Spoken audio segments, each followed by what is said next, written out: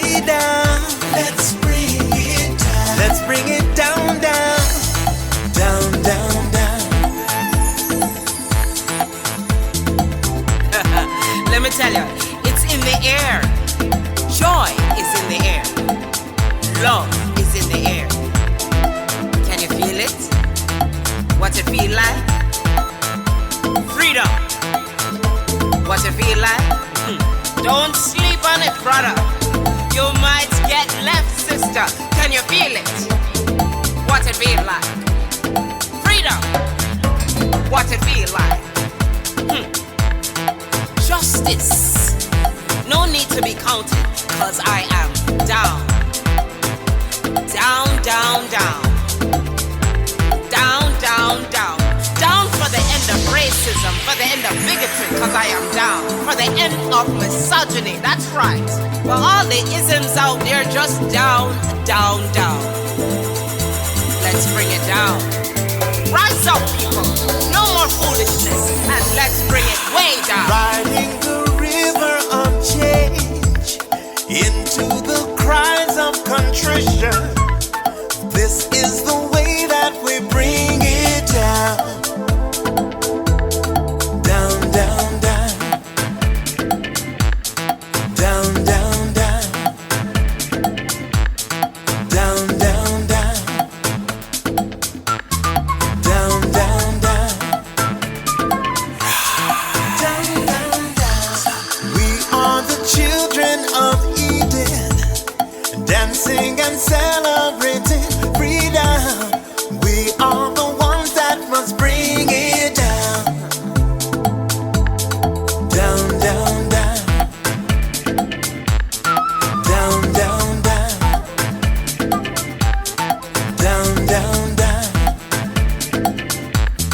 Down, down, down. Down, down, down. So gather the faithful. Tell everyone to stand and shout loud. Shout loud. Shout loud. Let's bring it down. Let's bring it way down. Let's bring it down. Let's bring it down, down. Let's bring it down. Let's bring it way down. Let's bring it down. We've got to bring it down. Down. Stand up and shout. Stand up and shout. Rise together. Accountability starts now. The Eric Dawson Radio Show. Yeah. Rise up. Stand up, shout it loud. If you are not prepared to come to that table and to represent that voice, don't come. Because we don't need any more brown faces that don't want to be a brown voice. We don't need black faces that don't want to be a black voice. We don't need Muslims that don't want to be a Muslim voice. We don't need queers that don't want to be a queer voice. And if you're worried about being marginalized and stereotyped, please don't even show up.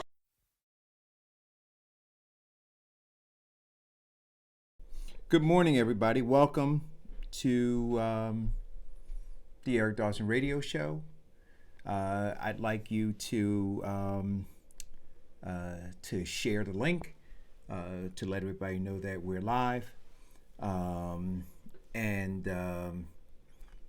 on air. Kevin Jenkins is on location. Diane L. Murray Clements will be calling in shortly. And then we'll have from South Jersey, Vincent Squire, who is running for U.S. Senate. As a Democrat, he used to be a Republican.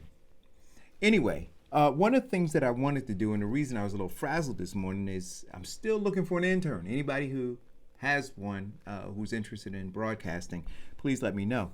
There was I wanted to play, and I guess maybe I can get it up now and see if it plays, but I wanted to start the show by playing that Malcolm X clip because I think that it is the foundation to everything that we talk about. There's only one way to be free. It's not something that someone gives to you. It's something that you take. Nobody can give you independence. Nobody can give you freedom. Nobody can give you equality or justice or anything. If you're a man, you take it. If you can't take it, you don't deserve it. Nobody can give it to you. I'm for anybody who's for freedom. I'm for anybody who's for justice. I'm for anybody who's for equality. I'm not for anybody who tells me to sit around and wait for mine.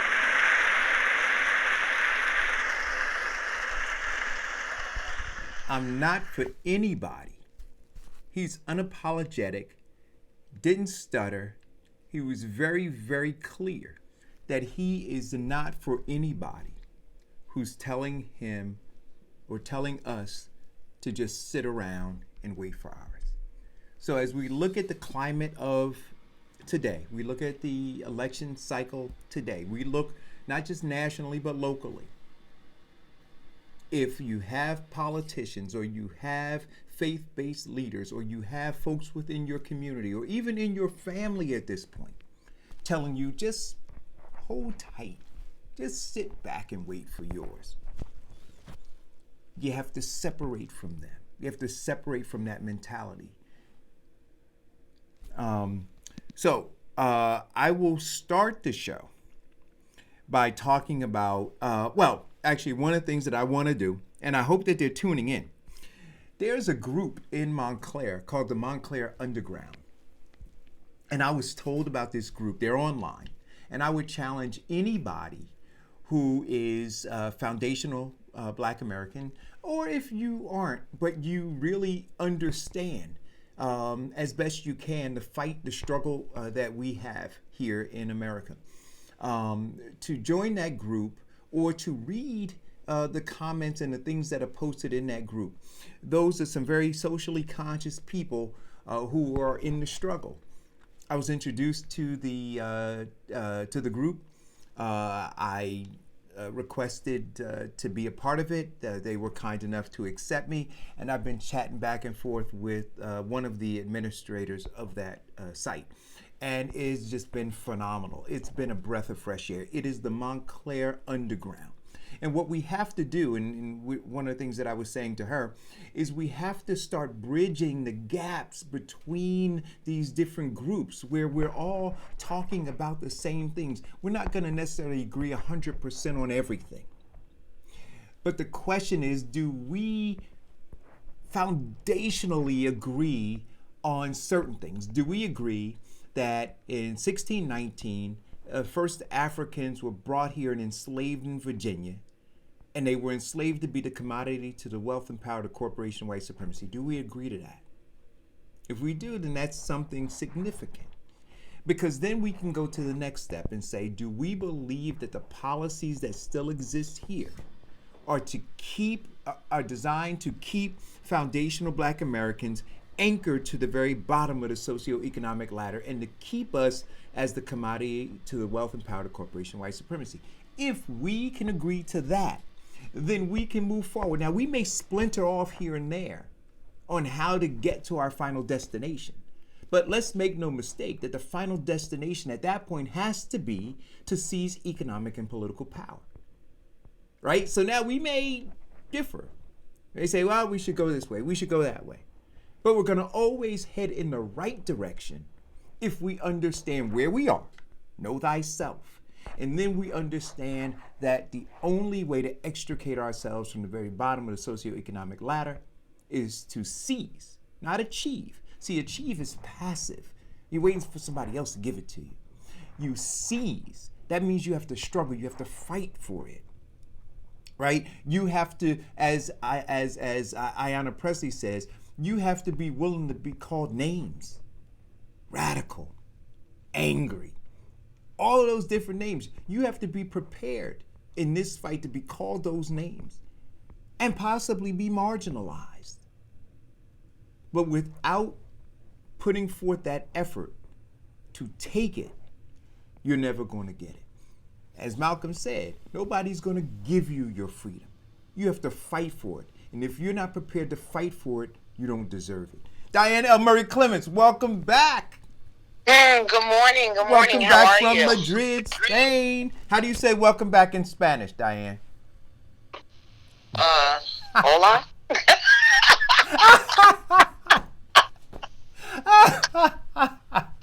Adios. No, I think adios means you're going again. That means goodbye. Yeah, that means you're heading back out again. Look, don't be testing me. I drink so much wine, my brain is fried. Good. Red wine, white wine. What's your favorite? White wine. Okay. Yeah, white wine. So I had a good time. I feel like I'm well rested, but I'm not quite sure about that. Okay. Well, most people, when they go on vacation, they need a vacation from their vacation when they get back. Right? You know what I mean? Like they work so hard on the vacation, visiting, touring, doing whatever they're doing. When they get back, they're tired. I don't know if I'm tired from the vacation, tired from jet lag and just airplane hopping, I guess you could say, transfers and waiting in between and all of that, so I don't know. But I feel good this one. I was up early. I was at work early. I started early. I don't know how the day is going to go if I'm going to fizzle out by noon time, because now it's 10 o'clock here, which means it's 4 o'clock there. Right. So, yeah, in the afternoon. So, I don't know. We'll see. Okay. We'll see how the day goes. Yeah. All right. Well, listen, sis. I am glad you got some bonding time with your daughter. And I'm glad that you guys had a safe journey.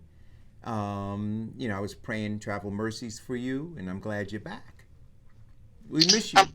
I'm glad to be back, because flying is not my thing, so I drink a lot when I fly. Uh-huh.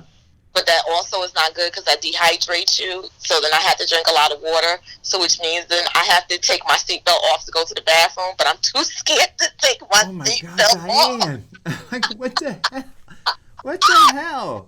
So I'm holding it for like 4 or 5 hours. So I'm like, okay, I can do this. I can do this. Like, I'm good.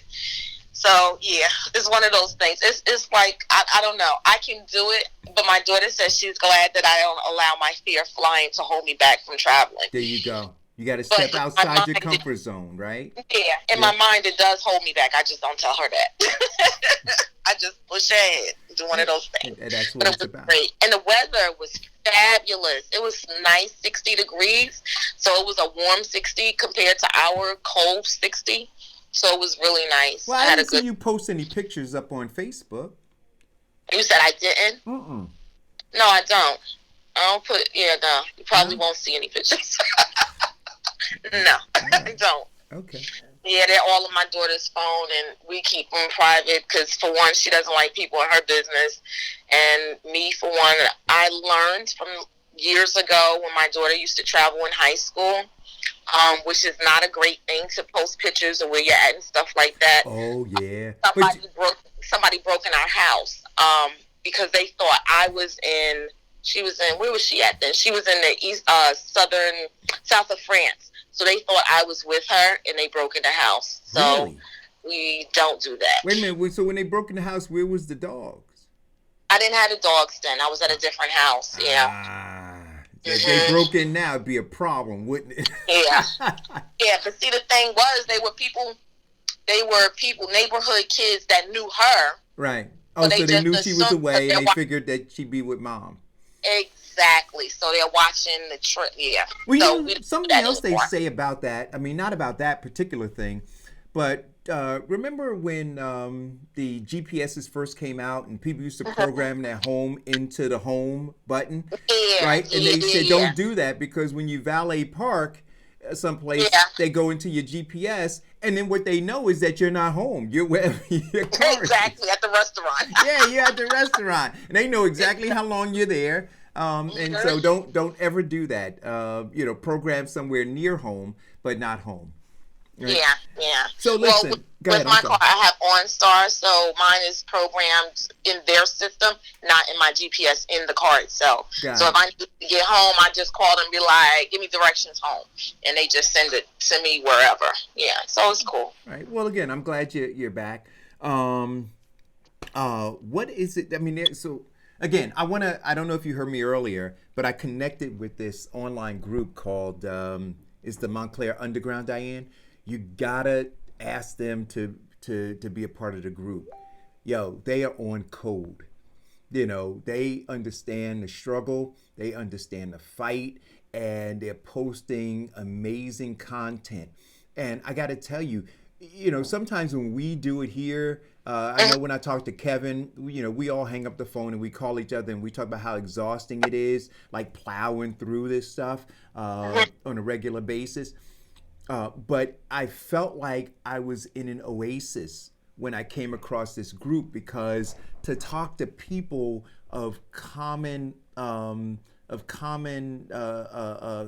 thought, right? Not groupthink, but common thought, right? Yeah. Is just so refreshing. It lets you know that there are other people out there who are awake, and so what I've been encouraging them to do is to tune into the show. I want them, and I hope they consider it, to become part of the broadcasting platform. They have over 1,000 active people in this group, and to help us identify groups like theirs that may be in some of these other towns, because we need to bridge the gap between all of us so that we're communicating. I mean, I think that that's where the strength is going to be, creating these coalitions across these city lines. But I tell you, the last couple of days being in that group, having conversations, looking at what people are posting, it is fantastic. And, I got to tell you, when I was first introduced to the group, I was told that they were radical. Be careful, Eric. They're angry. And I said to myself, well, I know some other people that have been called angry in the history of trying to fight for black folk, right? And we know that they dismiss, discredit, demonize, and ultimately try to destroy black people who are doing constructive and productive things. So I said, you know what? I'm not going to let that alone stop me from going and introducing myself to these people. And you know what? They are radical, Diane. But radical is not a bad thing. It's not a bad thing. And we have to start to change the perception of what the word radical means. So anyway, I would encourage people. I told them I was going to give them a huge shout out, and hopefully doing so will drive people to join their page and to join the conversation. They've got some critical elections coming up there in Montclair. Montclair mayor seat is up, and I think some council seats are up. There's crazy stuff going on in the Board of Education up there in Montclair. So there's some work to be done. And there's some people who are in Newark or Irvington, East Orange, or Orange who are part of the Informed class who might be able to pitch in and help with the fight there. That's what this whole thing is about. Don't just fight, on your front. Look and see where your brother or your sister needs a helping hand and go and lend it, right? So that's what I hope winds up coming out of this. Sounds good. And what's the name of this on Facebook? The Montclair Underground. Montclair Underground. Yeah, man. So I'm assuming, I didn't ask them, but I'm assuming that there's some tie-in to Harriet Tubman, maybe, right? In terms of the underground, But anyway, that's who they are. Hey, listen, I want to say one more thing before we get into this. A lot of people have been asking about this ADOS hat and the sweatshirts and all those other kinds of things, and I was working on trying to figure out pricing and so forth, and right now the sweatshirts are with Farrakhan Sawab at Diamond Cuts, and so if you want to go and purchase them, you can go and purchase them there. We're gonna have them online soon. The sweatshirts, I believe I told him, I think either I said 40 or 45 bucks. We have long sleeve tees that are going to be 30. We have the hats that are, I think I told him 20, maybe 22. And I need somebody to help me. I don't know if I told you this even, Diane. I want to put a GoFundMe page together. I have this idea of taking 100 kids to the museum in Alabama on slavery. Yes, we did talk about that. I told you I'd fly and meet you there. He But said, I need you to be a chaperone. So, yeah, I'll chaperone as soon as y'all get there. I'll be there waiting with a sign and everything. okay. So here's the deal, guys, and I want everybody. If you think it's a good idea, I need you to pitch in and help out, right? So if we say that education is power, knowledge is power, then we need to start to take our young folks to understand the true dirty secret of this country, right? In an unfiltered way. And in the museum in Alabama, they show that. And so my thought was to try to raise the money to be able to send 100 kids there, right? And so I thought that taking this hat, the sweatshirts, the t-shirts, and the long sleeve tees and selling them and then raising money to send them there would be a great thing to do. So I'm gonna put a GoFundMe page together, and the purchase of the shirt, I'm gonna say to you that 50% of the proceeds of the shirt will go toward sending these kids there. So if you purchase a shirt, you're not just purchasing a shirt, you're purchasing a cause, right? So when we say that we step up, right, then I'm saying let's step up. Let's send 100 kids to Alabama to learn their history as foundational Black Americans or American descendants of slavery. So, Diane, I got a lot on my plate between running for Congress and doing this broadcast and other kinds of business ventures that I'm launching. So anybody who wants to be helpful in putting this, help me put this GoFundMe page together and promote this thing, please reach out to me, inbox me, and let me know. But I think that we can do this, and I think that it will be huge. I think it would be absolutely fantastic to be able to do that. So I just wanted to give that. Sounds great. Okay. So on to I've got some pop culture stuff. I've got some general news. I got some political stuff. Where do you want to begin, Diane? Wherever you want to begin, that's cool. Okay. Bernie Sanders kicked ass in Nevada. He shut him down. Yo, shut him down. Yo. Bloomberg mad. He mad. They all mad. Diane, they're calling Bernie a Nazi. Diane, they're calling a Jew a Nazi. They've lost their cotton-picking minds. Let me tell you, they were talking about it in Spain. There was some people that said we had to look up and Google who Bernie Sanders was. Like, who is this guy? Yo, but you know what they don't realize they're doing, Diane? The more they beat up on him, the more sympathy he's getting at this point. That's right. That's what's happening right now. People are going, even people who didn't, like you said, who didn't know who Bernie Sanders was, right? What do they say? Bad press is better than no press, right? So when you get the bad press, people check you out. And then when they're checking it out, they're like, why are they beating up on this guy like that? Hey, listen, I'm telling you, Bernie Sanders is going to top $50 million this quarter, this fundraising quarter. He's going to top $50 million. That is my bet. And I have no inside news. I'm just an insider in politics. So you know what it's, yeah. So I know what's going to happen. I mean, I'm watching it. Hey, listen, and I don't really do anecdotal stuff, right? But the people that I'm talking about 75-year-olds, 82-year-olds, my 97-year-old grandmother, my mother who's 77. All of these people, like, why are they on this man like that? Why are they doing this? That's unfair that they're doing this to him. And I'm telling you, when you start to get that, especially from Black people, Diane, Black women, when they start looking on, oh, that's not right. You know what that means, Diane. Right? And so now, let's look down South Carolina. Look at South Carolina. Yeah. He's almost even with Biden right now in terms of Black support in South Carolina. That's where Bernie Sanders is right now. Yeah. So the idea, the beginning idea of, well, you know what? We're gonna try to convince people that they should vote one, to kick Donald Trump out. That should be the primary goal. And we kept saying, no, it should be your own interests, right? Right. And that's what we talk about on the show. It's not about Donald Trump. He's just a product of a system. And more Donald Trumps are going to be spit out of this system if we don't tear the system down. So it's not about Donald Trump. It's about the system. But secondly, they said it's about electing the person or supporting the person who's most electable.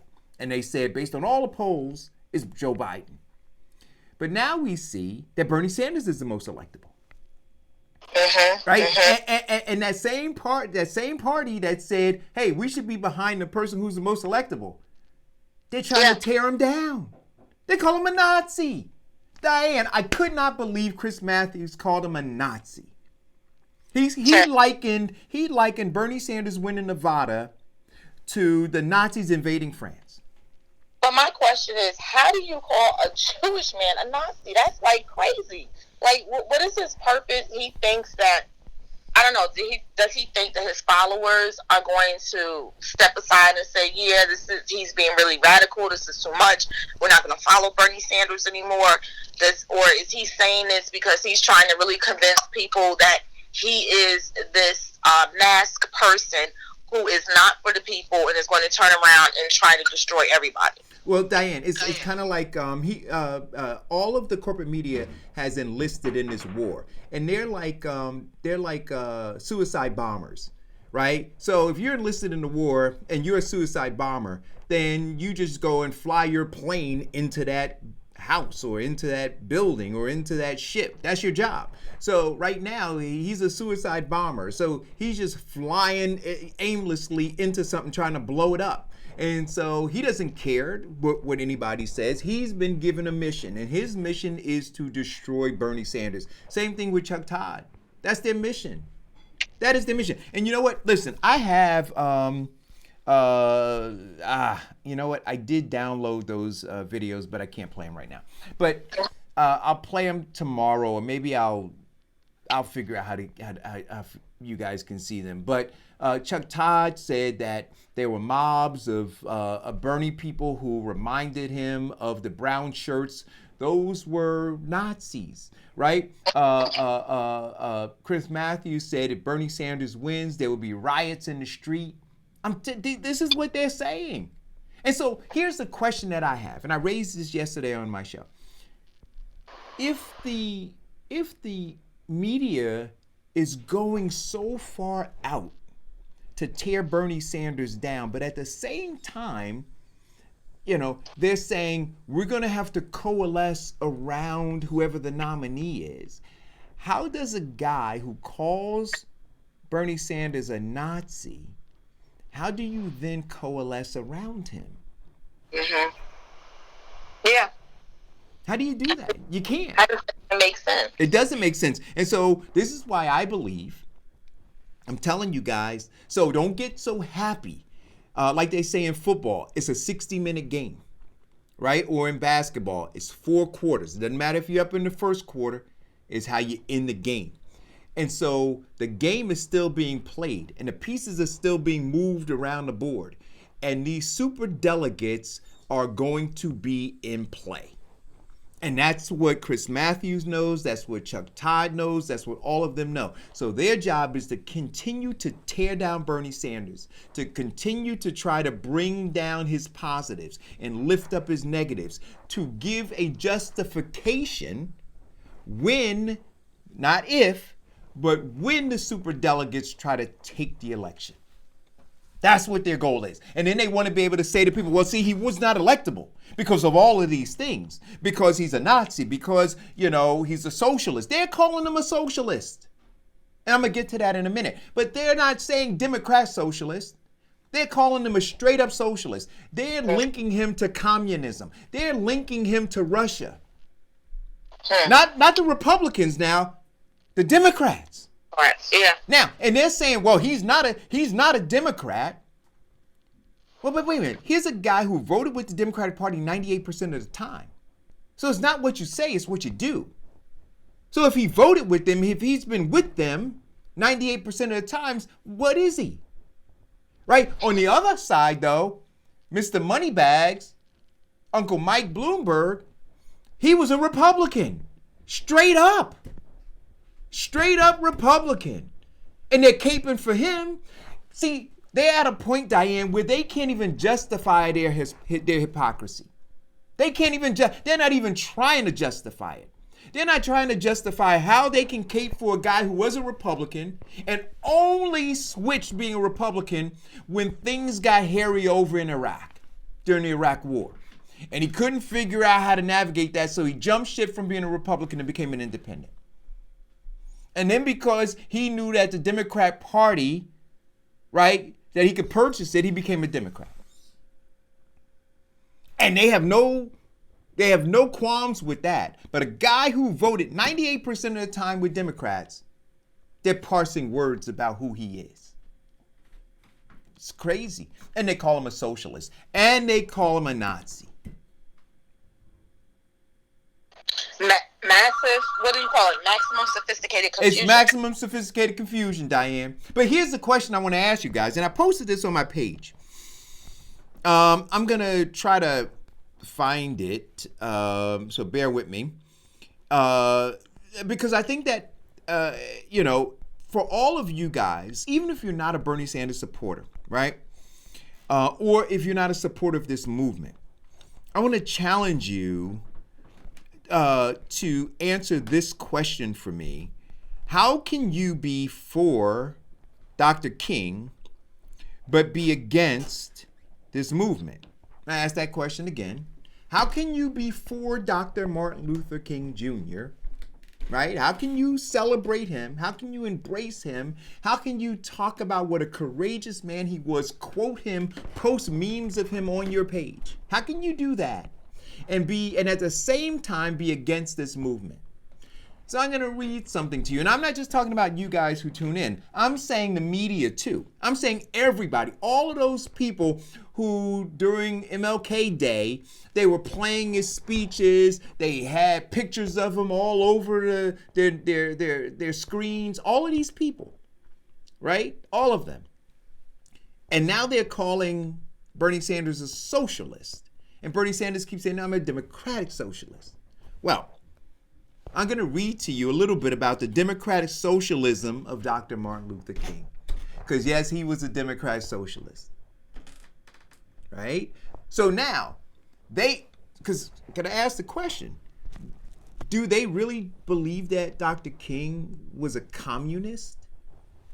Do they believe that he was a socialist? Because they're making it a dirty thing. So these same people, Diane, who gave us this national holiday, who celebrate this holiday, who literally for the whole day they play these speeches of Dr. King, deep down inside, do they really think he's a socialist and a communist? Right? Now, let me read it. It says, King was expressing his opposition to capitalism as early as 1952. In a letter to his wife sent that year, he noted that, I imagine you already know, this is quote, I imagine you already know that I am much more socialistic in my economic theory than capitalistic.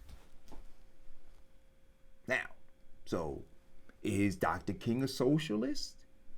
Is he a dirty communist? Is he a dirty commie? Right?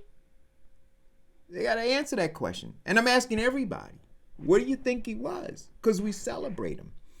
I'm going to go further.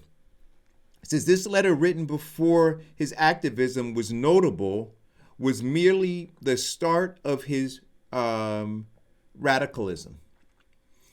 In his speech to the Negro American Labor Council in 1965, King declared that something is wrong with capitalism and suggested that there must be a better distribution of wealth, and maybe America must move toward a democratic socialism.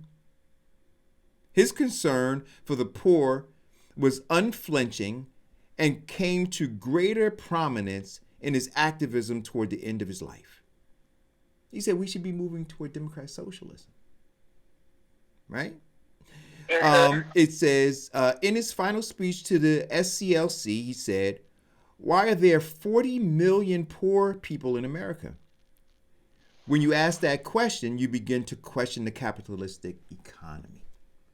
The fact that you ask the question, how do we have so many homeless people? How do we have so many poor people? Why are there so many people who don't have health care? See, you're now challenging the very theory of capitalism when you ask those questions. So are you saying we shouldn't be asking those questions, that we shouldn't be asking, why are there thousands of people on Skid Row in California? Why are there so many homeless people in Seattle? Why in Newark, New Jersey, do we have so many homeless people? Should we not be asking that question? Because if we ask the question, according to Dr. King, we're challenging the very theory of capitalism. Now, let me read. He says, where are we now on Dr. King's economic goals? Right? So he had these goals. And this is why I'm gonna give you guys a little, what do they call it? A spoiler. I say to you, we murder Dr. King's legacy every single day. Right? Because he was moving towards something. And everything we do every single day is to thwart whatever that goal was. That's murdering his legacy, right? So he was pushing for this thing. But everything we do works contrary to the thing that he was murdered for. So we murder him every day.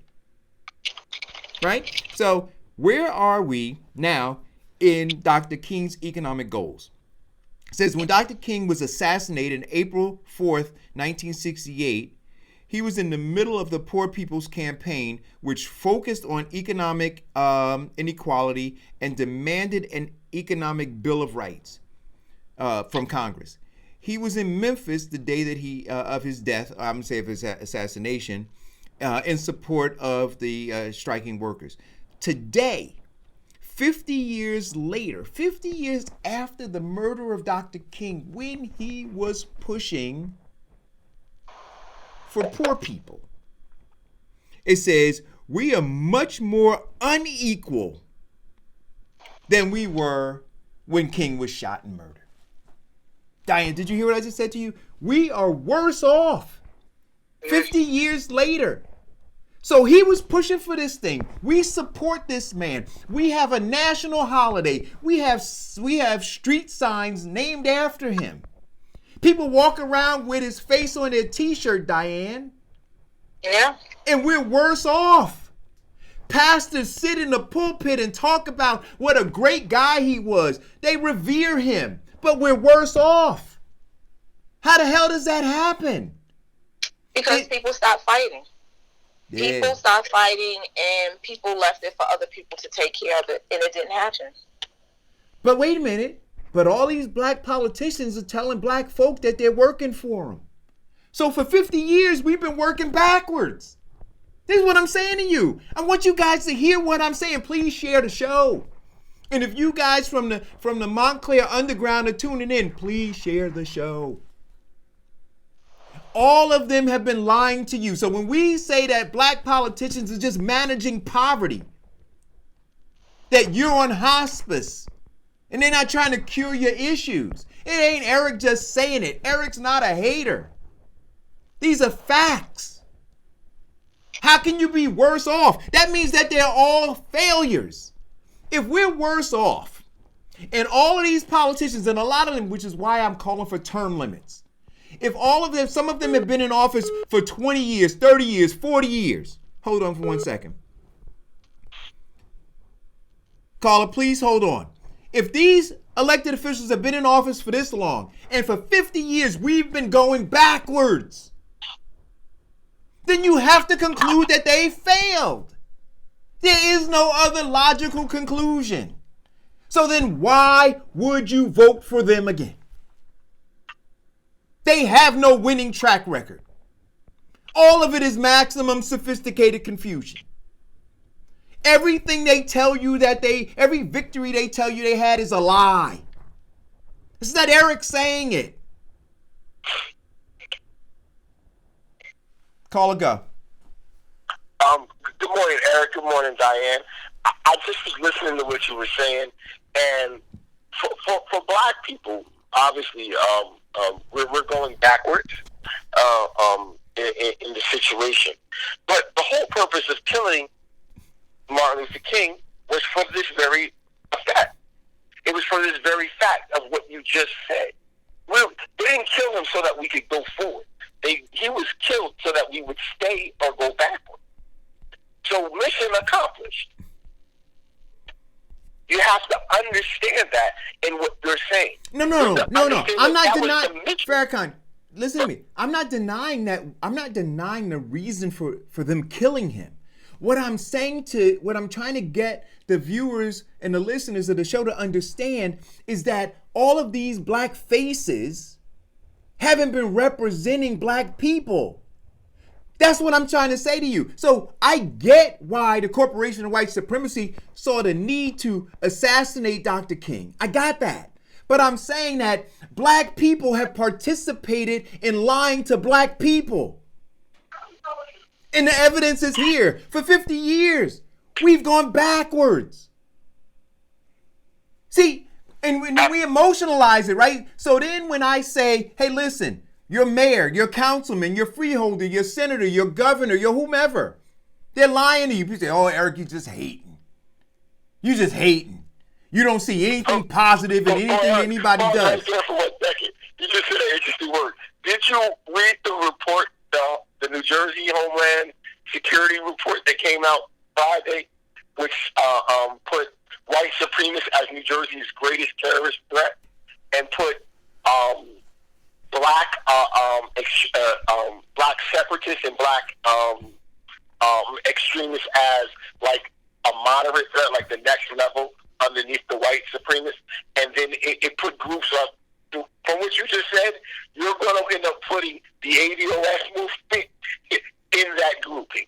Right? I read the report, and the way the report is written, if you were asking for or pointing out anything specific we would be considered, ADOS would be considered a black extremist group because it is saying that there is something specific that must be done specifically for black people. That alone can will put it as an extremist group, right? All they have to say is that it will produce violence or some form of criminal activity, and that alone will make it a black extremist group. I just got finished reading the report because I had just heard about it. This morning. So I read the whole damn thing, and it like when you hear it, everything we're talking about on this show will get us labeled as black extremists and possibly terrorists. Look it up, bro. I'm not. Listen, Farrakhan, I'm not denying. It's been all over the news yesterday. Farrakhan, I'm not right. I'm not denying it. Right? Came out Friday. Farrakhan. So I'm not denying any of that. I agree with you, right? I agree, but we've talked about this, that whenever black people are doing something constructive, right? Then there are these 4 Ds, right? There is the dismissal, right? The demonizing, the discrediting, and then the destroying, right? So we understand that. Look, I'm clear. But like Ayanna Pressley said, well, first I'm going to go to Malcolm. Malcolm said, nobody's going to give you freedom. You have to fight for it. And then, don't say that. You're going to make us an extremist group. Listen. If you say we're going to fight for it. Right, listen. So like, we're going to have to start whispering. We don't really have to take this to the underground. Because that right there is going to get us in trouble, bro. Listen, if you're afraid of being marginalized or stereotyped, then stay home. That's what Representative Ayanna Pressley says. If you're afraid of being marginalized or stereotyped, right, then stay home. Listen, we saw what they did to our sister over there in Jersey City when she spoke out about the Hasidim. They used that as an example. They used that event as an example of why the black Farrakhan, we're in agreement on all of this. That's what I'm saying to you. I'm not saying it like we're in disagreement. Right. I'm just saying that today, reading this today and how they're now trying to frame it, right? They're going to frame anybody that's talking like we're talking as an extremist, as someone who's some level of threat. Got it. So the question is, what do you do?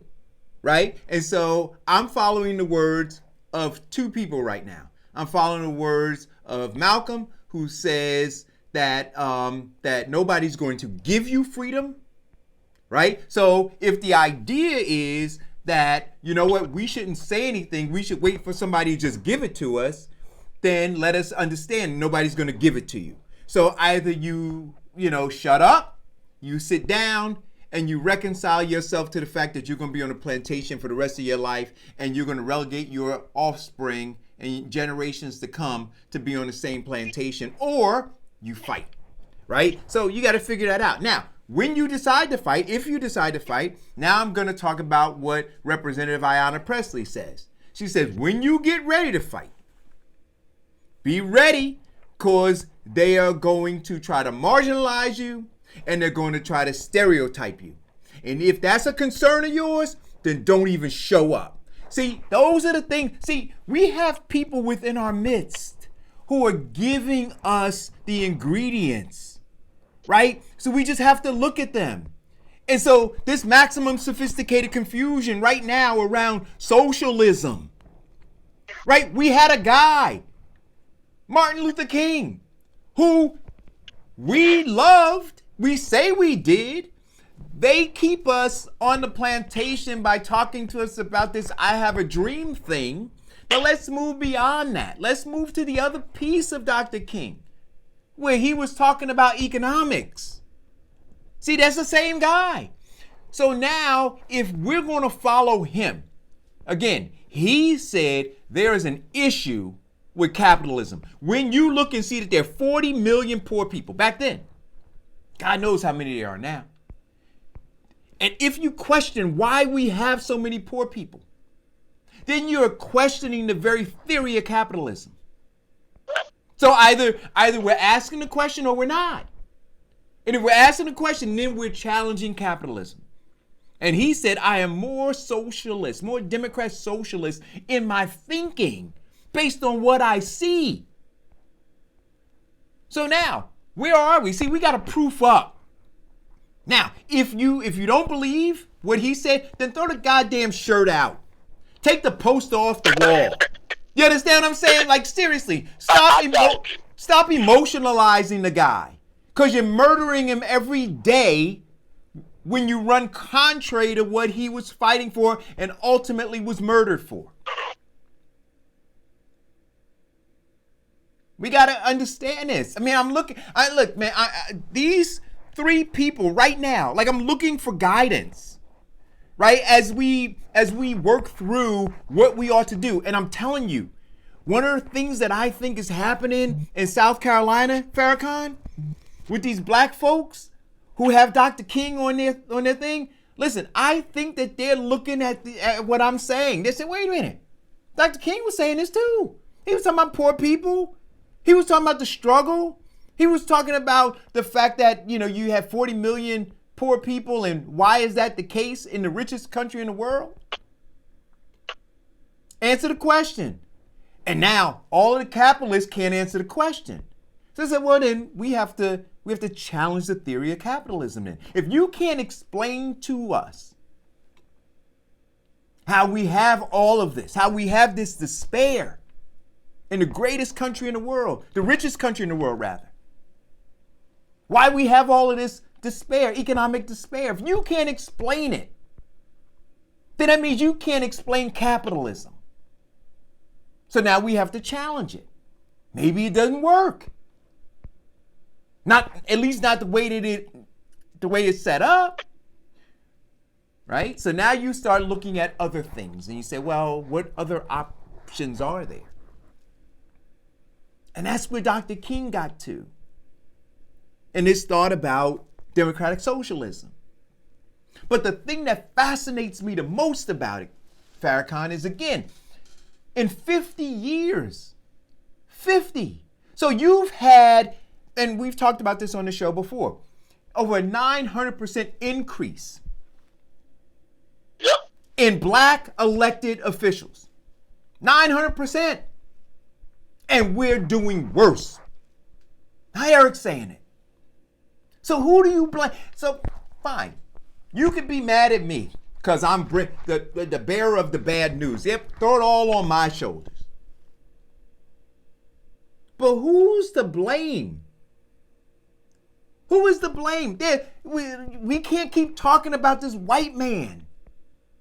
At some point, we got to talk about these buck dancing black folk who are taking the money and selling you up the river.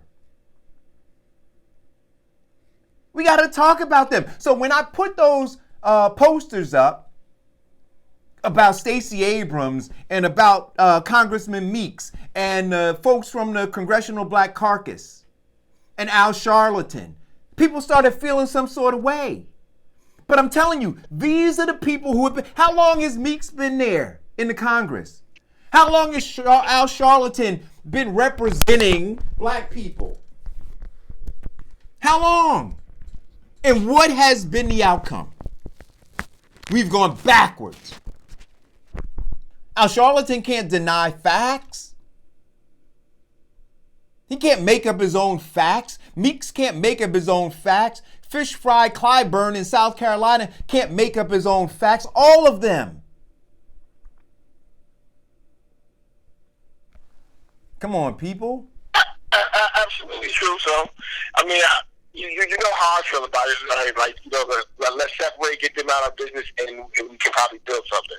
But, you know, I just find it so funny that, like, listening to your conversation and then listening to, you know, the facts of how this government sees us right now, what we're doing, right? This conversations like these are conversations that are going to get us, you know, as a certain thing. So, like you said, we have to be ready for that. And everybody that's listening in, because like we always say, right, you know, they monitor everything, right? So they know everybody that listens to the Eric Dawson radio show.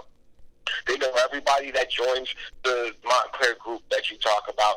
And eventually they will come at us, right, for what we're trying to do, right? And that is right. Something that we have to be ready for. Right, but let's explain this for a minute, Farrakhan.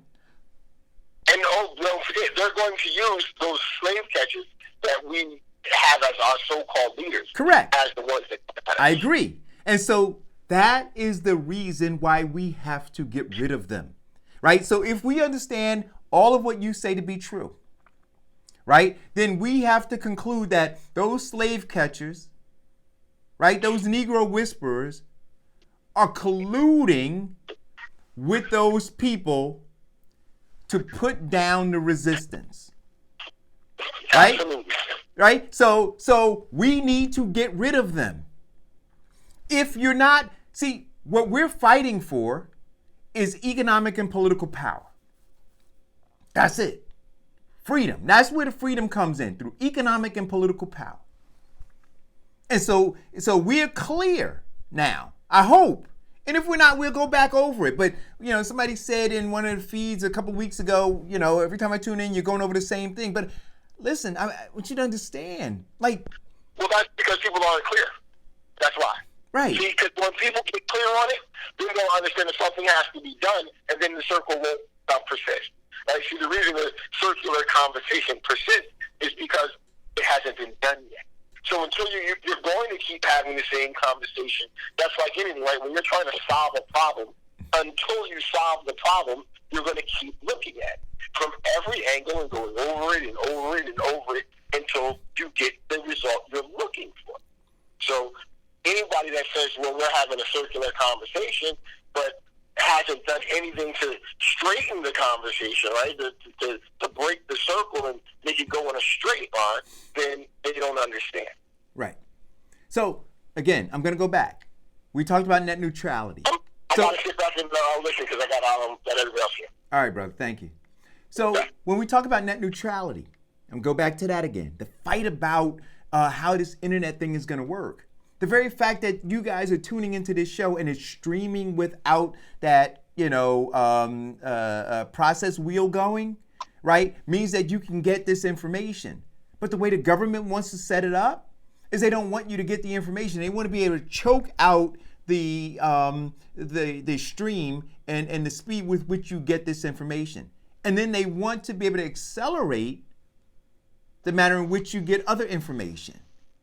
But if you're not fighting to make sure that you have representatives, true representatives, in positions to set policy to protect you, there will come a day, like Farrakhan says, where they will categorize this show as being a hate show, right? And then they will choke the algorithm and choke the bandwidth, and you won't be able to watch this show anymore. And now, then you'd say, oh, well, you know, they did this and they did that. And no, but then the question would be, well, what didn't you do that you could have done to prevent it? And what you could do is ensure that from the ground up, from your district leader all the way up, you are electing black faces with black voices to make sure that they protect these kinds of platforms. We're in a fight right now. And we keep saying on this show that the corporation of white supremacy has been caught off guard by technology and a bunch of other things. And they just haven't been able to handle it yet. They thought that they had their corporate media and that they were going to be able to continue to misinform and brainwash folks through their corporate media. But it's platforms like this and platforms like the Montclair Underground and other ones that are all over the place where folks are talking and the whispers became louder and louder and louder. And then a movement started. I said there's an uprising in the servants' quarters. But the way that they're trying to put it down is through legislation regarding the how they're going to deal with net neutrality, as well as how they're going to classify my speech. What are you going to do? That's what they're asking you. And what are you going to do about it? So you just go elect your boy or your girl, right, who's not going to go and fight for you? Or you're going to get in a fight. Diana Murray Clements, are you still there? Oh, gosh, yes. My head is ringing. But you understand what I'm saying? Diane, like literally, we're scrapping now. Yeah. Yo, I need you sisters to tie back your hair and put that Vaseline on your face, take your heels off. You understand what I'm saying, Diane? I need you, that's where we are right now. Trust and believe. And they're trying to make it not look like that is the fight, but that is the fight. See, we thought we were in a post-racial with Obama. No, we're in a fight. And you see right now, whether you like him or not, you got to ask the question, why is that 77-year-old man getting jumped? You looking out your window and you see everybody jumping him, kicking him, beating him, dragging him. Why? At every turn. Why? And I'm saying to you, just look, and I want to be really careful because I just, give me your rationale in terms of what you're looking at. Because I'm saying, do you see the overlays that I see in terms of Dr. King and the things that he was fighting for?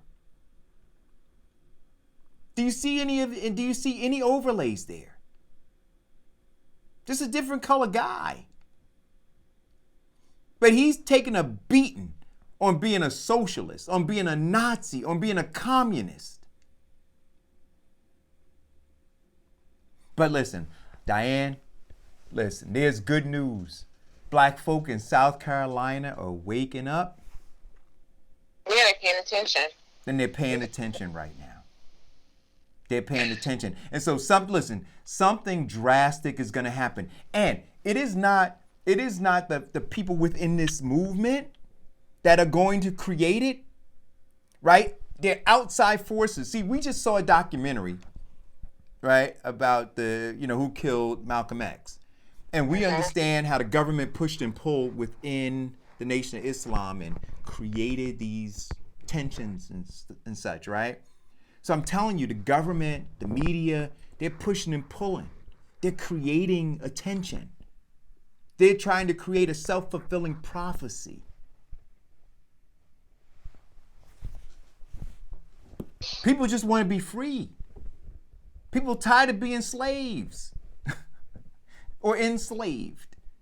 They just want to be free. And they tell you something's wrong with that. Something wrong with you. Why do you want to be free? I take good care of you. Wake up, people. Diane, I got a little more coffee left in my cup. Well, take a commercial break and go get you some more coffee, I think. I don't know. Maybe you shouldn't. Maybe I said, well, I'm going to take the commercial break. But in terms of coffee, I think I'm done for the day. We'll be right back after this commercial. Do you have loss prevention or safety concerns?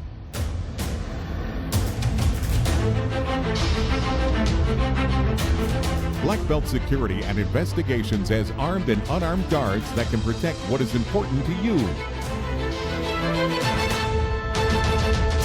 For security you can count on, visit www.bbsillc.com or call 1-800-493-1859 today. It's time to turn up the heat in your house or apartment. So here are some fire safety tips from Diane L. Murray Insurance Agency to keep you warm and safe this winter. Don't overload your electrical outlets. Keep flammable items away from fireplaces and space heaters. And put a fresh battery in your smoke detector. Turn to Diane L. Murray Insurance Agency for your home and renter's insurance or bundle it with your auto insurance and save. Call 908-686-4609 or visit dlminsurance.com today.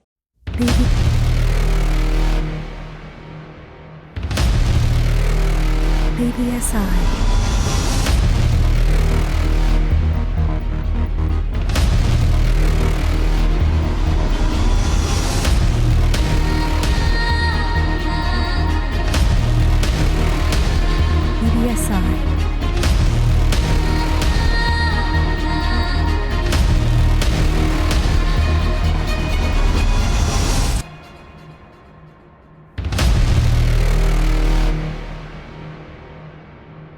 BBSILLC.com. I just want to say one of my favorite writers growing up was a man named James Baldwin. And I remember Baldwin saying, you ask my father to wait, my brother to wait, my uncle to wait, how long must I wait on freedom? How long must I wait on rights and equality and liberty? And as a black child, that resonated with me because I knew I'd been denied and I personalized that. But as I grew, I started to understand poor white people have been denied. Women have been denied. Gays and lesbians, transgender people been denied. Immigrant children been denied. Everybody outside of that 1% has been denied. So I want you to take a few seconds to look to your left and look to your right. Look to your neighbor and say, neighbor, the time is now. There are more of us. We're stronger. We will wait no longer. The time is now. When you go to that booth next year, I need you to carry in that booth the memory of this room. Black, white, straight, gay, men, female. We are together. We are united. Our time is right now. We will not wait 4 more years. We will not wait 20 more years. We will not wait 2 more presidents. We will not wait 3 more presidents. The time is now. The time is not in the future. The time is not some abstract time. The time is not something that might be. The time ain't something that could be. The time ain't nothing that should be, that would be. It ain't tomorrow. It ain't the day after. It ain't coming next week. The time is. The time is. The time is.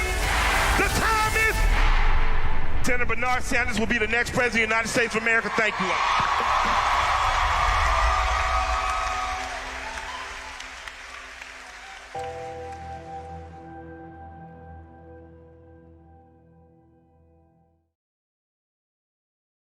Diana Murray Clements, what else is going on in the news? I don't know, but well, I do know, but one thing, there was something that you sent me, and I'm not maybe you sent it, maybe Kevin, I don't remember.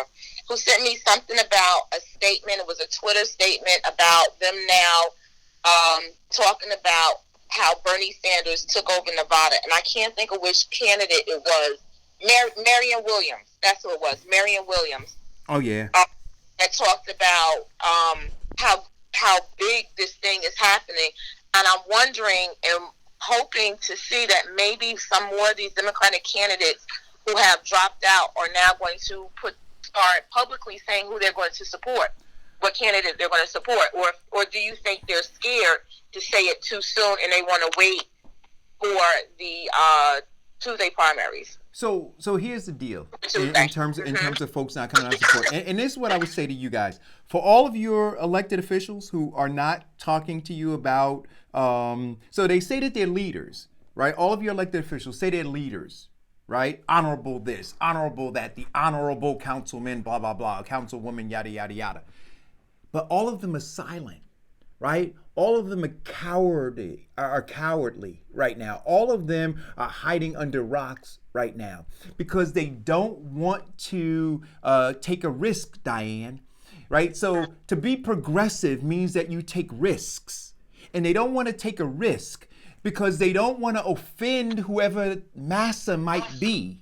Do you understand what I'm saying? Because they're more interested in protecting their political seat, right? Their political appointment, and making sure that whoever Massa is going to put them on the line. So I'm not going to go out on a limb for the people that I say I represent and the people that I say I advocate for and the people I say I fight for. I'm not going to do that. I'm going to sit back and wait for Massa to tell me what to do.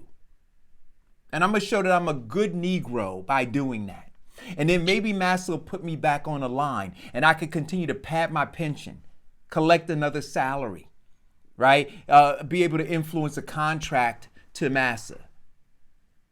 So that's what's going on, Diane. But they should be speaking up, right? Because we, especially, again, no black faces without black voices. Black folk who should know, black electeds should know what the plight of black Americans, what the plight is. And they should be fighting for that every single second. And so right now, we should be able to go to all of our black electeds and say, hey, wait a minute. Who should we be voting for? Who are you supporting? And they should be able to tell you based on them having a clear understanding. Because what do we get? We always get, we got to elect somebody who's from the hood, who's from the community. Somebody, okay, so fine, got that. If that is the criteria by which we elect you because you're from the community, that means you understand. Because that is, right, that's what you're implying, that you understand the pain of the community. So if you understand the pain of the community, given all of the candidates, where should we be going? And they're not going to answer the question, Diane. They're going to wait. See, some of them still want to collect Uncle Mike's money, right? So they don't want to offend. And that's why I got on Stacey Abrams like I did. Because they bought her. Just another, just another Negro purchased for $5 million. See, and everybody else wants their come up like that. So there lies the problem. But you know what they'll do? And here's where they're slick with it. They'll allow this fight to go on, and then in the end, they'll come Johnny come lately to the fight.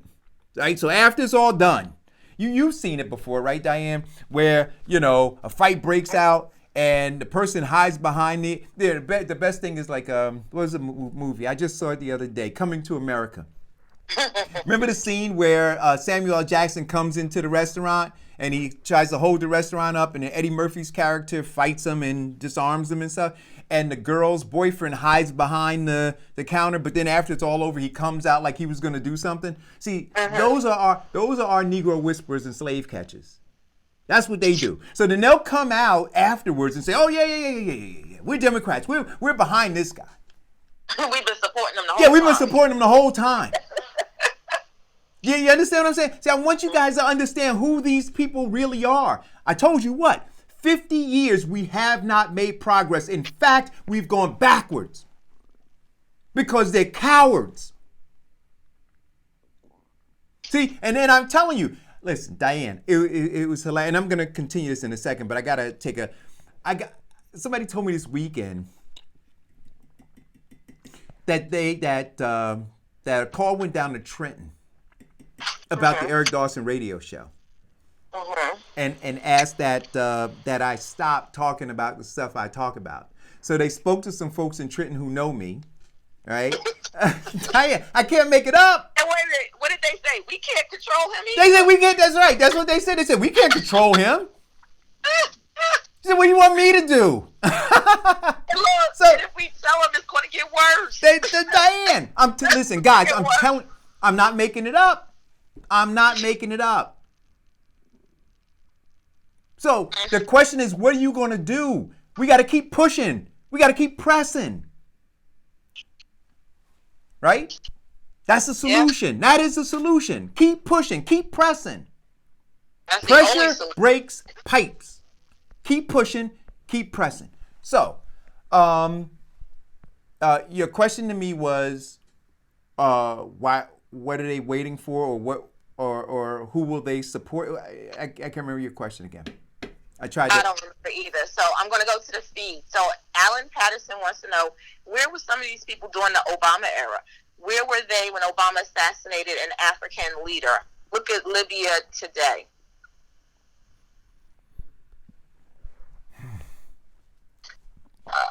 And then Manira says, Bernie Sanders doesn't support ADOS. Listen. You know what?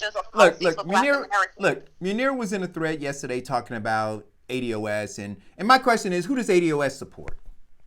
See, let's flip it, right? So let's go back to what Malcolm said. Malcolm said nobody's going to give you freedom. So now, if we're waiting for Bernie to give us freedom, the question I'm asking is, who does ADOS support? Show me where ADOS has been on the front line, raising money, marching and knocking on doors for a candidate to get them to support their issues. Tell me where that has happened. See, we got to stop this. This is nonsensical. Tell me where it's happened. You see, you can't just say, oh, I'm ADOS, help me. Meanwhile, ADOS, you drive your kids to failing schools. Meanwhile, you live in filthy communities. Meanwhile, you murder your own people every day. Right? That's ADOS. Those are black people. You sell drugs to your own community. That's ADOS. Those are American descendants of slavery doing these things. We haven't cleaned that up, but we want a 77-year-old white man from Vermont. Come on, what are we talking about?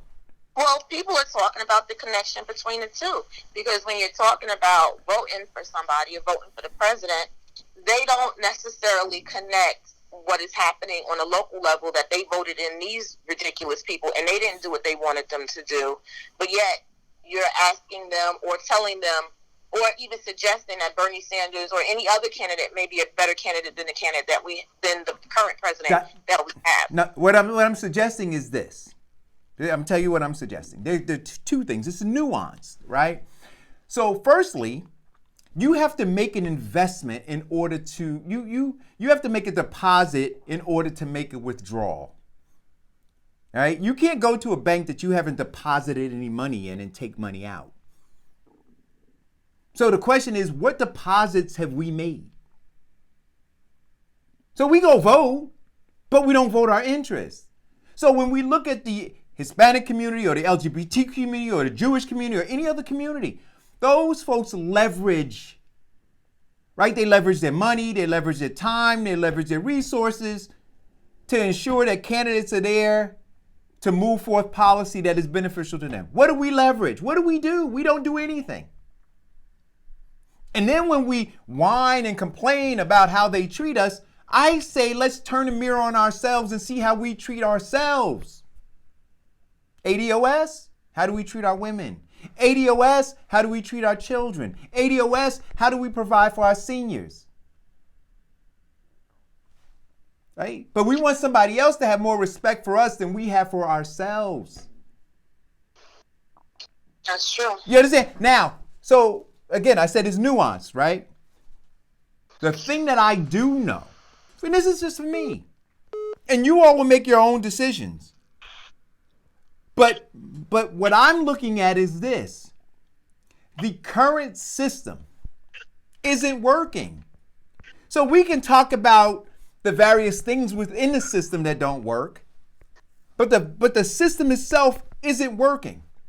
And so what I do know is this: it needs to be torn down. So let's take a house, right? That needs, you look at it and you say, that house is being used as a crack den, right? It's on this block and it's being used as a crack den. Well, you could have people come and say, well, how's the plumbing in the house? Or how's the electricity in the house? Or what's going on with the wiring in the house? We could talk about all those things and the fixtures on the third floor of the house. What we do know is that the house is diseased, it's run over with crackheads, and that we need to demolish it, right? So I'm not going to get into it with you about the fixtures and the plumbing, and I'm going to say get a sledgehammer and let's tear it down. And tearing it down will be better for the community. Now, you may have some other plans once it's torn down than I have in terms of what we need to build there, but we can both agree that it needs to be torn down. And then after we tear it down, Diane, we can sit and argue at planning board meetings about what should go there. Should another house go there? Should a community center go there? Should a green space go there? But what we do know is that the dangerous thing that was there, we collectively tore it down. And so when I look at this movement of wanting to tear down the system, that's what I'm involving myself in. Call or go. I just want to say, Eric, you can't, I don't want to say be so hard on black people, but the comparison to these other groups to blacks is not right. And the reason I say it is not right is because all of those other groups, those LGBT, the Jewish, the whatever group, they all stood on the shoulders of black struggle to make their group. They didn't make a deposit. They stood on the shoulders of our struggle. I don't disagree with that. I don't. Okay, so let me finish. So then, let me finish that. So if you're saying that they can stand on on our shoulders to get their movement going, but they don't allow us to stand on their shoulders to get our movement forward. So why should we have to be the only group that has to make the deposit instead of use other people's success to go forward? So in other words, a Bernie Sanders, Mr. Sanders, you're in a position, or you're trying to be in a position to help blacks without us making a deposit. But you're saying make a deposit? No. That's not right. Wait a minute. Because you as a Jewish man, Mr. Sanders, you didn't make a deposit. They gave you that off the civil rights struggle of black people. Great white woman, you didn't make a deposit. You stood on the shoulders of the black movement and created your white women's movement and feminist movement. And LGBT, you did that. So guess what? I'm not going to tell black people, and this is what Martin Luther King said, it is wrong to tell a bootless man to strap up his boots. No, you're taking that out of context. Okay. No, wait. I think you're taking it out of context. I think that thing that you play for Big Mike is the exact thing that Martin said in that interview when he said it was wrong. Okay, think. All these other groups, the reason they're successful is because they could step on us. They keep us down too. So if they keep us down too, then guess what? I don't want to work with them either. If they're not going to do for me, if Bernie Sanders is not going to say something specific has to be done for blacks in America, F them. Right. F them. Okay, thanks for the call. So what I'm going to say is this. I'm going to sit back and listen. Okay. What I'm going to say is this. You took the quote of Dr. King where he said that it's a cruel thing to ask a bootless man to lift himself up by his bootstraps. Now I'm gonna change that because it should be bootless person, right? Women too. So but it is cruel to do that. What Dr. King was referring to was economic prosperity, right, or equity.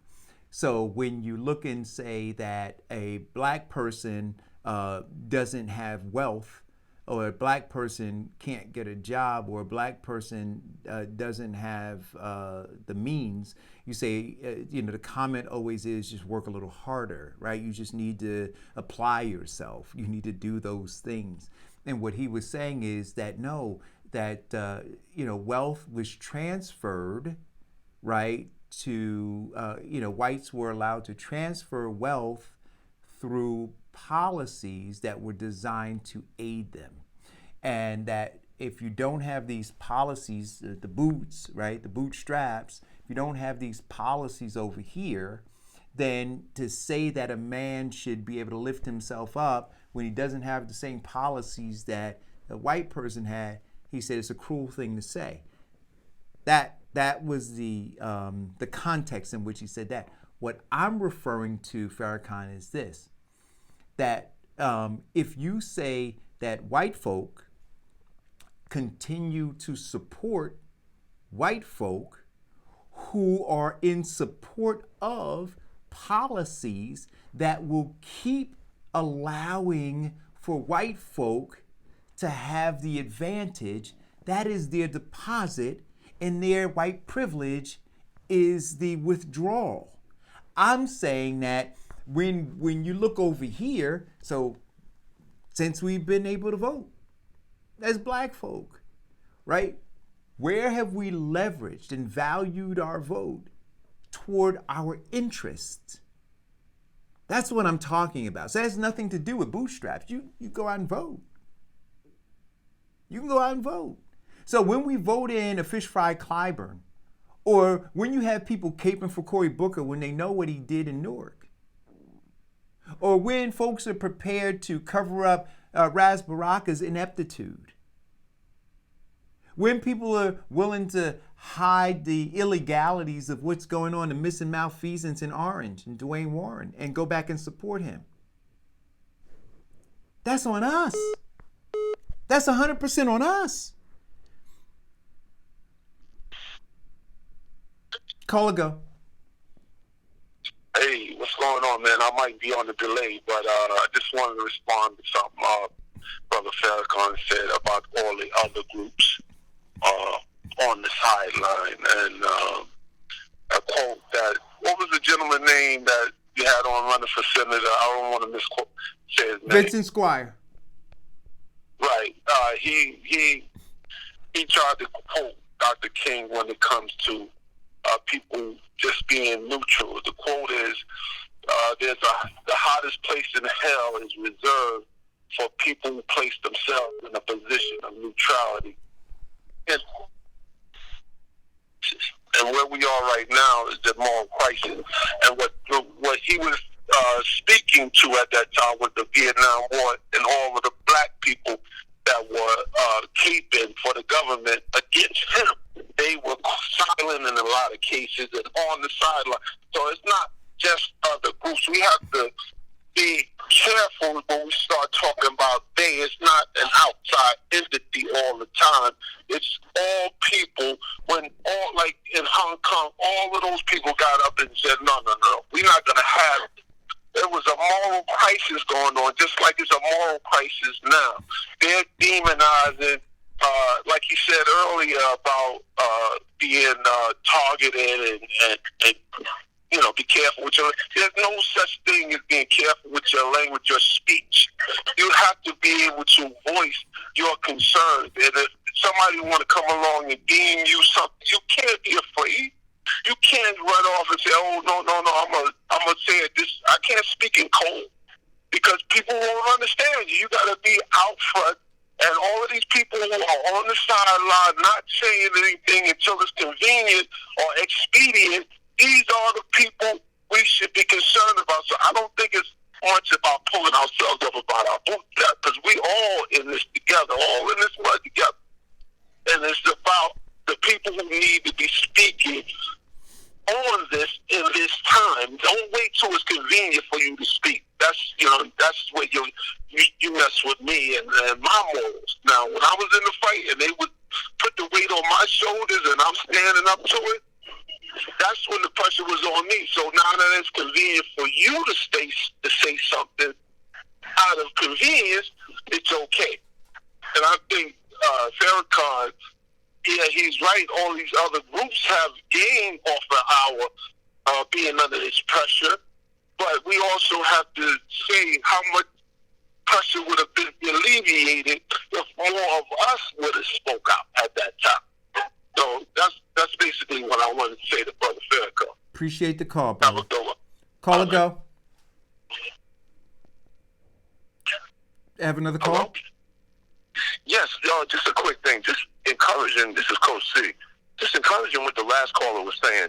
We need to look at what's going on the inside versus on the outside. On the inside, we have a majority in Trenton of Democrats who, I'm not going to say they're all bad, but no federal relief. We got Essex County leading the state in juvenile justice sentencing. I'm talking about boys and girls that are being sentenced by juvenile judges. Behind us is Passaic County. Behind us behind Passaic in third place is Camden County. So how do we have such large injustices on the inside? Even reflecting on MLK 50 years ago, he would be shocked to see the current injustices at the state level with such a lack of federal relief, Brother Eric. That was all I was calling. You know what, though? But I'm going to say this, caller. I don't show. think he would be shocked. I understand. In his Look last... at the juvenile justice But burden. understand, in his last year, he saw black folks separating from him. They were being cowards then. He was saying, wait a minute, what are you all doing? Stand up, he said, grow a set. He said, straighten up your back, fight. They were running in. So he understood what was going on. Listen, when Dr. King was murdered, he was alone. He was alone. He was alone. And that's why I'm saying to you, caller, we murder his legacy every day. So the stats that you just talked about is murdering his legacy. But then you know what we do? Those same black folks, they wear the shirt, right? They have the I Have a Dream quote on the back of the shirt, right? They talk about and they cape for him during the holiday. Right? But in their words and in their deeds, they murder his legacy every day. There's no way we could be behind, that we can have moved back over 50 years. And these folks just, they pat themselves on the back about what a great job they do. And then they say, you know what, you ought to reelect me. And you know what we do? And this is why I blame black folks. We go and we reelect them. That's why I'm putting it on black folks, because we reelect them. So when you talk about, that's why I said Farrakhan took the bootstrap thing out of context. I'm talking about what we could do, the things that we can be responsible for. And we don't need to stand on anybody's shoulders. We just need to have courage. I agree. And the juvenile justice, we got kids going to court in front of judges with no suit and tie, going in front of the judge looking like whatever, and then they're surprised that the judge sentenced them downstate to 8 months, a year, juvenile life. I mean, we all better wake up. Thank you, Brother Eric, and I will see you in the coming days, sir. I appreciate you. Thanks for the call. Diane L. Murray Clements, are you still there? Listen. Emotionally broken, I'm here. Emotionally tired. Hey, listen, but you know what, Diane? This is why people would rather take the blue pill. Like in the Matrix, right? Because once you lay it all out, just like Cypher did in the Matrix, right? Cypher was sitting there with Agent Smith. He said, you know what? I know this ain't really steak. He said, I know it's not, but I like thinking that it is. He said, ignorance is bliss. He said, put me back in the Matrix. I don't want to know the truth. It's hard. They don't want to do the work. They don't want to do the work. Come on, guys, we got to work. No. It's not they don't want to do the work. They don't want to be responsible for the outcome if it's not favorable to them. What do I say, Diane? We have been conditioned to settle for less, but we always want more as long as somebody else is willing to fight for it. Yeah. See? So we've been, as ADOS, we've been conditioned to settle for less, right? We went through the Willie Lynch letter. and the making of a slave, right? We went through, what was the other book that we, The Miseducation of the Negro, right? We went through those books. So we understand. We understand the conditioning. We understand the disease, the socially transmitted disease that has permeated our community. We understand that. Manera talks about what is the action plan. The first action plan is to not reelect the same people in office again that have done nothing for you. You know what? No. Yeah. The action plan is to get a goddamn sledgehammer and tear down the system. There you go. There you go. That's the action plan. Tearing down the system means you're voting against what has already been in office for so long. You're voting against the Menendezes. You're voting against the Cory Bookers. You're voting against those people. There you go. It's the same way you're looking at this election for the presidential election, and everybody's saying, stop Trump, stop Trump. Well, you should be stop repetition. Right. Yeah, so listen, the action plan, look, the action plan is to share the show. Now, look, I want to say this to you.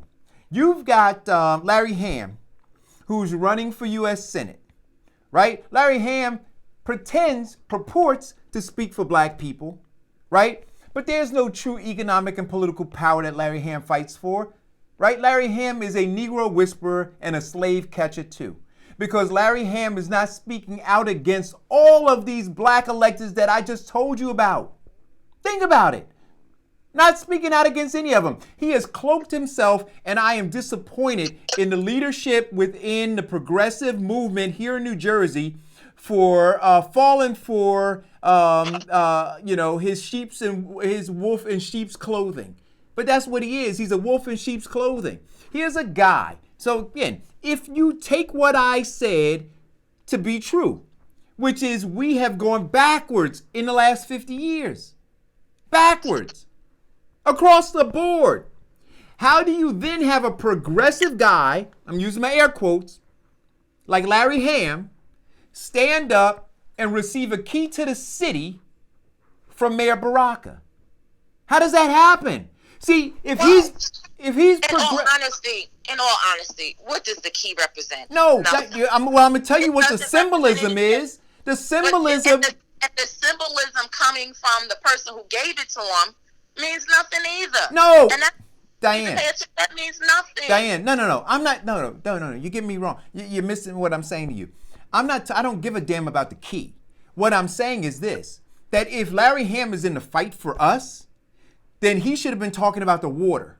If he's in the fight for us, he should be talking about that juvenile detention center on Grove Street. If he's in the fight for us, he should be talking about he should have been yelling at the mayor for supporting Marquise Lewis to sit as president of the Board of Education. If he's fighting for us, he should be talking about the fact that the mayor aligns himself with the charter movement to put the most unqualified people to sit on the Board of Education to oversee these 45,000 kids. But he took a key from that guy instead of fighting for us. He should have thrown that key back at him and said, get out, you're not doing your job.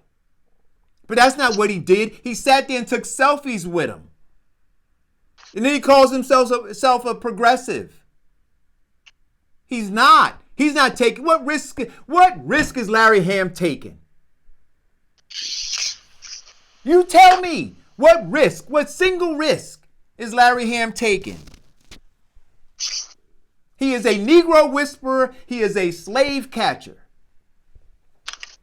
That's who Larry Hamm is. And now, so you want to know the solution? Spread that word. Make sure that he doesn't get anything. And then go down the list of all of them, starting from the district leaders. Call them out. You want to know the solution? Share the show. Pick up a sledgehammer, tear it all down. That's the solution. We need to seize economic and political power. It is not going to be given to you. Nobody's going to give you your freedom. You have to fight for it. The solution is fight. Stop waiting for somebody else to do it for you. Fight.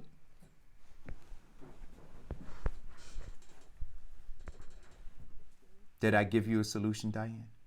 Oh, yeah, well, we gave us something. You know, so here's something that's really interesting, right? And for you guys who don't know, everybody, you know, I'm saying all are invited, but there's a capacity there to my campaign kickoff, which is going to be at DLV Lounge, 300 Bloomfield Avenue in Montclair. It's a great place. It's Black owned. George is a wonderful guy. We're going to have a little bit of food. Somebody asked me, though. They said, Eric, is it going to be an open bar? But you know, but look, you know that what? must have been a politician that asked that. But you know, Diane, I asked the person. They inboxed me and asked me. I said, please don't come. I did. I said, don't come. I said, because if that's what your focus is, then I don't want you there. Like literally, I don't, because you will infect conscious-minded people, because you just come in to have free drinks, not coming to figure out how to free yourself. So don't come. But then I had other people say to me, Eric, you know, you're going to lose. I said, but I'm going to fight. I said, why are you worried about me losing? Why aren't you more concerned about me fighting? Right? My mother always told me, she said, listen, I don't care how big the bully is. Fight. Fight. She said, and if you lose, just make sure they knew they were in a fight. Bloody his nose. See, we're too scared. We're too scared. So I get these things. Eric, are you raising money? Eric, you doing? I'm swinging. Every day I'm swinging. I'm fighting. Somebody asks, what's the solution? I'm fighting. It's crazy. You know, tomorrow we won't be on the show. I'm breaking this to you, Diane, and to you guys. So we won't be live tomorrow. I got to go back to Sloan Kettering to get my 3-month checkup to make sure I don't have cancer. But I show up every other day. What's the solution? I'm fighting. I'm fighting. It's crazy. What is the solution? Fight. So Alan Patterson says you have to know what you are seizing. We don't understand economic prowess. No, but we can get to that. See, that's what I'm saying. So, you know, I might not know. We may argue and quabble over, you know, whether we're going to have gold-plated or brass or silver or platinum faucet fixtures, right? Once we rebuild the house, we figure it out. But we know that this current house has to be destroyed. We know that. Let's find that commonality.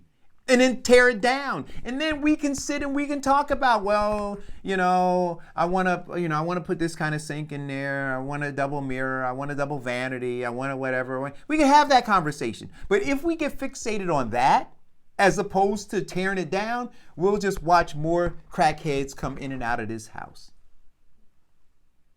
Right? And that's what's happening. So this house, meaning the Republican Democratic Party, and all of those politicians are crackheads. Coming in and out, destroying our community. And we're worried about, well, you know, before we tear the house down, we got to figure out what. No, we just got to tear it down first. Just tear it down. And now it is no longer, as it currently exists, it is no longer a threat to the community. And then we can argue and fight about what to rebuild and how to rebuild it. But we have to tear it down. That's just my thought. Just my thought. What else? There are a couple other things that I sent you. The memorial today is going to be the memorial service for Kobe Bryant. I believe it is his daughter as well. Yes. You know, and I mean, I guess that's a good thing, right? I'm not going to step on it from that perspective. It is what it is. People need to mourn. Funeral services and memorial services are for the living. It's not for the deceased. You know, I would just like to see, Diane, that number of people show up for the revolution. Do you know what I'm saying? They have to be invested in finds that the revolution is going to benefit them. Nobody does anything that they don't want to do, that they don't think brings them some type of peace and or joy or whatever, however they may classify their solace in themselves. So that's the first connection, and that's the political thing too. People grab on and attach to campaign verbiage, not necessarily a candidate, because it feels good. It's emotional, and all of these things are emotional in how people think. Right. We have to, as Black people, have to step away from that and stop being emotional with our thinking and how we vote, and be more strategic about how it's going to actually affect us on the bottom line. Right. And still, I say to people many times when they say, oh, we got to stop Trump. Okay, but what did Trump do to you? What exactly did he do directly to you that makes you say that you have to stop Trump, and you overlook all the other people below him that are directly in front of you? Right. I agree. Listen, I sent you this other article out of the New Yorker. Headline: Oklahoma will require its schools to teach the Tulsa Race Massacre of 1921. Right? Yeah. I'm going to read a little bit. It says Oklahoma's education department is adding the 1921 Tulsa Race Massacre to its curriculum for the first time, in what doubles as a contingency to stop the tragedy's centennial from devolving into a pile-on of the state's failure to fully reckon with the tragedy. Hello. Now, that's acknowledgement, and that's knowing your history so you don't repeat it. Now, what I say to you before, I said we need to go in and shift the curriculum in all of these schools. What's the solution? Here we go. What's the solution? I just saw that the moving forward, right? North Forward or whatever it is, they just put up a slate of candidates. How are we moving forward? See, I can see how Oklahoma is moving forward now. Where we go, but I see that they got a solution here. They're saying, you know what? We know that our kids are being miseducated. We know that they've watered down and or eliminated the ugly truth of America's brutality toward foundational Black Americans. And not only do we want to educate Black kids, but we want white kids to know what America did too. So in our books, we're going to talk about it. Well, what are we doing in Newark? See, what's the solution? Protect these children by going to these schools and challenging them to tell America's truth. So, these Board of Education people who are going to be elected, Black faces, do they have Black voices? And if they don't, kick them off the island. There's another solution. Like, I keep giving you solutions. Right? So that's what we could do. But I think that this is amazing. And to me, again, these are the reason why I mentioned earlier about, taking half of the proceeds of the sale of this ADOS, these shirts and hats and things that that we'll be selling to send kids to that museum in Alabama, so that they can know thy truth, know thyself. Right? So I thought that was great. I think I put it in on my page. I'm gonna put the article in the feed, but I thought that it was great. I thought that what they're doing is great. Alan Patterson says he doesn't want a funeral. All right, I'll remember that, Alan. B. Smith. We got to talk about B. Smith. She passed away too. Yeah. So B. Smith, and there was some controversy, right, about her husband and the way that her husband was taking. God, the way he brought in his girlfriend to live with them and all of that. Please do not believe. I didn't have a problem with that. That's like you and the social media going back to Kobe Bryant and his discretion. I didn't have a problem with that at all. And that whole cake, he done moved up in the house with his wife. I didn't have a problem with that. I know you don't. Nope, I didn't have. Of course you No, wouldn't. no. I didn't have. Listen, he could have moved He his could right. have kept his mouth shut and just kept it on the side, out the limelight, but he brought it to the media and the public for us to talk about. Yeah, I didn't. Well, the public. I mean, him move right. I'm sorry. So yeah, publicizing it, I think was he shouldn't have done that. But in terms of his decision to have his girlfriend move in, and then they both cared for B. Smith, I thought that. Yeah, we don't know that. We just know what he says. I don't believe it to be true. Yeah. But anywho. Well, wait a minute. Wasn't the daughter okay with it? His daughter. Right. His daughter. Okay. Yeah. But here's the story of it, because I'm ADOS, so I'm always looking at it from our perspective. Do you know that blacks are twice as likely to get Alzheimer's? Yes. Right?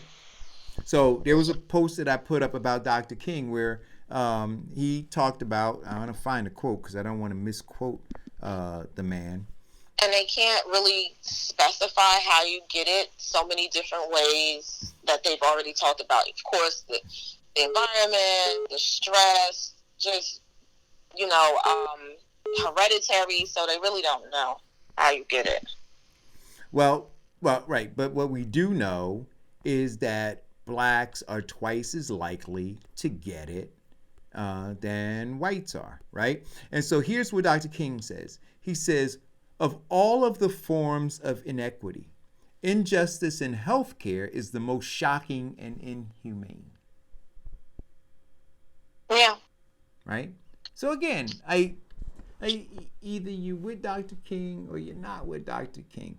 So when I say that I'm for Medicare for all, that it should be a right, not a privilege. And if we understand that blacks suffer more, everybody's, the poor suffer, but blacks suffer more. Again, and the only way to help to alleviate the suffering is by providing health care that we right now can't afford. But the fight is, so here's some of the nuances of the fight of healthcare.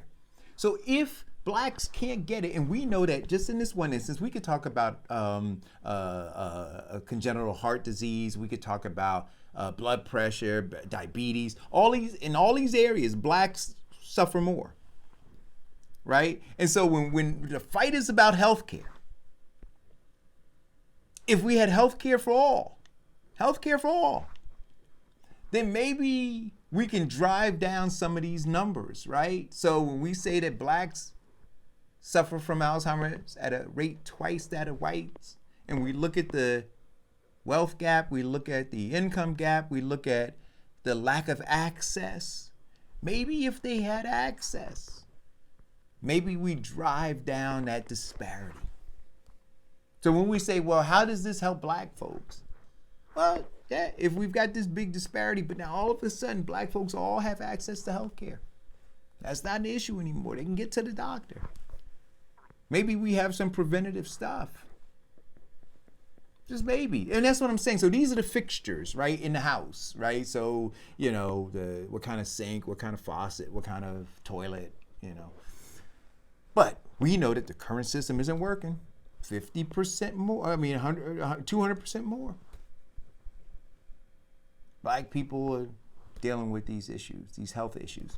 And Dr. King says, of all of the forms of inequity, injustice in the healthcare system is the most shocking and inhumane. See, I don't want to just wear shirts and quote people. I want to understand how they were living and how they were moving and what they were thinking. And I look at the chessboard and I say, well, we need to continue to advance these pieces to get to the ultimate, right? But if we're sick, now I'm not talking about we sick, meaning the slaves on the plantation. If we are sick as black folk because we don't have access to health care, if you don't have health, if you don't have your health, you ain't got nothing. You can't have sick people fighting. There's a revolution and we're all sick. We can't participate, right? I'm just saying. I'm just saying, Diane. Excuse me. There's a couple more things that I sent you. I'm trying to go through my my thing to you this morning. I don't know. The memorial, MLK. Oh, wait a minute. All right, we're gonna have a little fun. We're gonna close out with 7 minutes of fun. Diane, did you see the Facebook ad that I sent you about manscaping? Oh my gosh. So freaking Balls come into this place. That's so disgusting. Wait a minute. Oh, yeah. But it's a good business. I will tell you that it's a good business idea. Wait. Men stink. So let me I can't pull it up because it starts. You can't keep it up. Well, tell them about it. Wait a minute. So hold on. Let me see if I can come into this place. So it's called it's called a ball. Wait a minute. It's called a ball barber, a BALL barber, right? And it is for men, much like women go to get their Brazilians and stuff, right? To get tidied up. There is now a ball barber. There may be more, but this guy is advertising on social media, and you can actually go to his salon. And no, this is a Comedy Central thing, just so you know. No. Oh, so this isn't real? No, it's not real. Oh, I thought it was. Hey, listen. This is part of Comedy Central. However, well, Diane, it's listen. Much needed service. That's Diane, what I'm saying. Listen. What do they say? Sometimes art imitates life, right? And so I would imagine that it could be a service where, women might start looking at Comedy Central and seeing this then and saying to their mates, hey, listen, it'd be nice. I take care of mine, and you appreciate it, and I'd appreciate if you take care of yours a little bit more, right? So I gotta tell you, when I saw it, I laughed at first, but then I saw the practicality in it, and and men go to get haircuts, go get tidied up. A little soap and water would go a long way. A lot of soap and water. Oh, so gross! It was so gross. Was it? Yeah, it was disgusting. Yeah. Well, was that too metro? It's funny that you say that because I just watched a YouTube show last night, and one of the commercials on the girls' show was Yoni Cleanse, a Yoni Wash. But it wasn't a man that was advertising it. It was a woman. No, it wasn't a woman. It was a man that was advertising, talking about how he so appreciated it and how it smelled so good and he enjoyed it. That the fact that she uses this Yoni cleanse, that he had to ask her, what do you use to make it smell so good?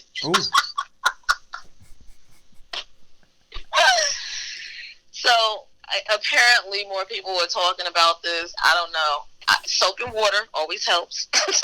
Yeah, just basics, right? Every day soap and water, not taking a bath every couple of days, but every day you should be taking a bath and or shower with a lot of soap and water. So yeah, go figure. So I think that's it. Oh, Diane, you want to mention the book? Do I have the?